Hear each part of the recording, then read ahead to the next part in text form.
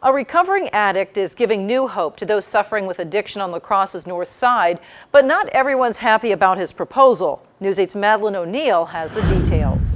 Martha, Austin Reinhart was able to make it through addiction recovery with help from others, and now he passes it along with therapy services at Driftless Recovery in La Crosse.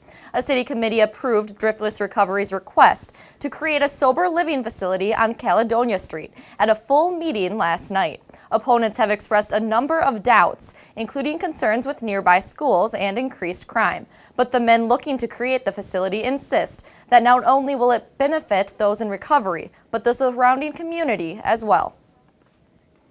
Sober housing. Sober housing was a big part of my own personal story. Austin Reinhart and Brett Knutson want to take their efforts at Driftless Recovery Services to the next level with a sober living facility on Caledonia Street, where they say there's a gap in such housing. This is what I'm passionate about. I moved back to my community after establishing my own recovery in order to help my community that I was born in. There's no doubt that La Crosse has a significant drug and alcohol issue, and we can't continue to ignore the problem. But some neighbors worry about the potential facility. If they don't make it, they turn to crime, and there's enough crime been happening around this area. We don't want any more. That's going to happen wherever you go. It's kind of that not in my backyard syndrome. The city council member representing District 3 said he had his own doubts at first, but knowing the facility is for people out of rehab actively seeking a sober lifestyle settled his mind. Some people, just don't want this type of facility anywhere near them, even though they have the problems in their neighborhood already.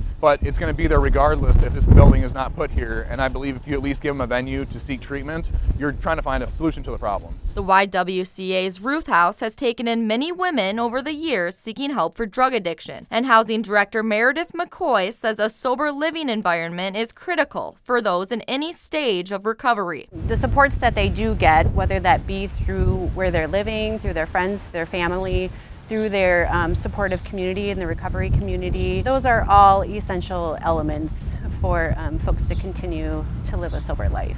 There's a saying in recovery that one of the most important things you have to do is change your playmates and your playgrounds. And Reinhart says by helping those in recovery, they can pass it along. That is what we are attempting to allow the North Side community to have, is a group of individuals that have a sincere desire to be helpful to not just that particular community, but La Crosse and the Coulee region as a whole.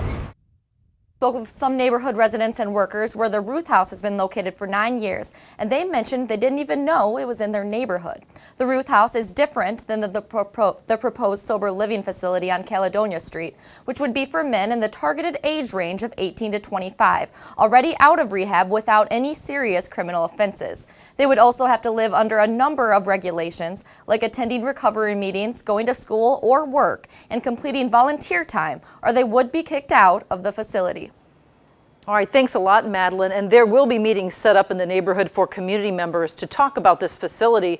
La Crosse's Common Council will make a final vote next Thursday.